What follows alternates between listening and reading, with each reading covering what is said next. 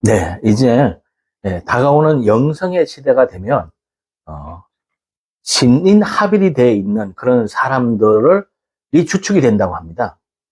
신인합일이 됐다라는 것은 무엇이냐면 신과 하나가 됐다라고 이야기하는데, 우리가 동학 있죠, 동학. 우리가 옛날에 동학에서는 천인합일이다, 또는 이 유가나 도가에서도 천인합일을 얘기하죠. 하늘과 내가 하나다, 사람과 하늘이 하나다, 사람이 곧 하늘이다, 이렇게 이제 표현들을 많이 하지 않습니까? 그것이 실제로 오는 것이 영성의 시대다. 그래서 이 영성의 시대에는 유대인 학자인 유발 하랄이라는 그 학자는 호모 데우스다, 이렇게 또 표현을 해요. 그게 뭐냐면 신이 된 사람들이다, 이렇게 얘기를 하는 것이죠. 그렇다면 도대체 이 신이 된 사람들, 또는 천인합일이 된 사람들, 신인합일이 되어 있는 사람들, 호모 데우스, 이런 사람들은 어떤 사람들일까? 이렇게 생각을 해보면, 제가 볼 때는 불교에서는 해탈된 사람들, 그런 사람들을 얘기하는 것이다. 또 열반에 간 사람들, 또 기독교에서는 거듭난 사람들, 이런 사람들이지 않겠는가. 그것이 신인합일이다, 이런 얘기죠.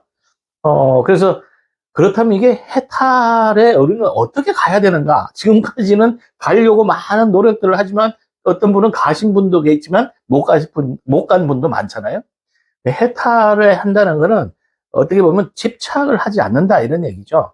그러니까 집착이 없다는 건 뭐죠? 번뇌가 없다, 이런 얘기잖아요.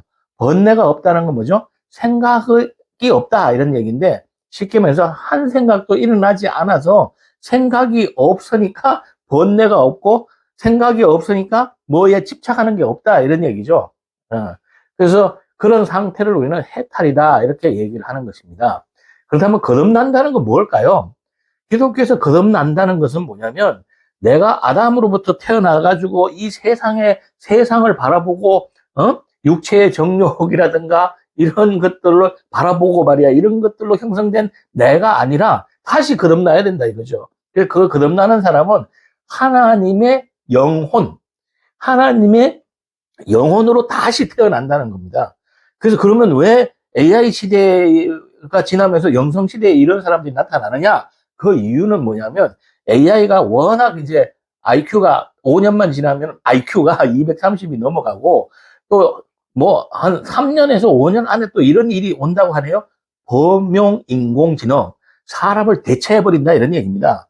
근데 그것도 또 지나가지고 이 인간을 초월해버리는 그런 또 인공지능이 나온다고 합니다. 이건 ASI라고 그렇게 얘기를 하는데, 그 시대가 온다는 것이죠. 그렇기 때문에 이 지식이나 또는 지능을 가지고는 도저히 이걸 넘어설 수가 없는데, 이걸 넘어설 수 있는 사람들이 바로 영성을 가진 사람들이다. 그래서 영성을 가진 사람들은, 영성이라는 건 영의 성품을 얘기하는 거예요. 영의 품성. 쉽게 해서 신성을 이야기한다, 이거죠.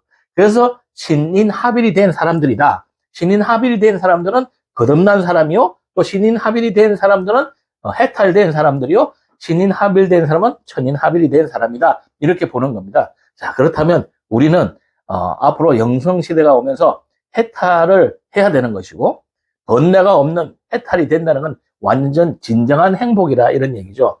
그리고 자아로 살아가는 것이 아니라 하나님의 영으로 살아가니까, 세상을 하나님의 관점으로 바라보니까 마음의 평화가 오는 것이고, 내적인 만족이 오는 것이고, 영적으로는 아주 풍요로움 속에서 살아간다, 이거죠. 어떻게 보면 그런 사람들에게는 천국과 같은 삶이 되지 않을까, 이렇게 예상이 됩니다. 여러분 모두가 다가오는 영성시대에 이왕이면 그러한 신인합일을 이루어서 천국을 살아가시는 그런 분들이 되기를 저는 기대해 봅니다. 감사합니다.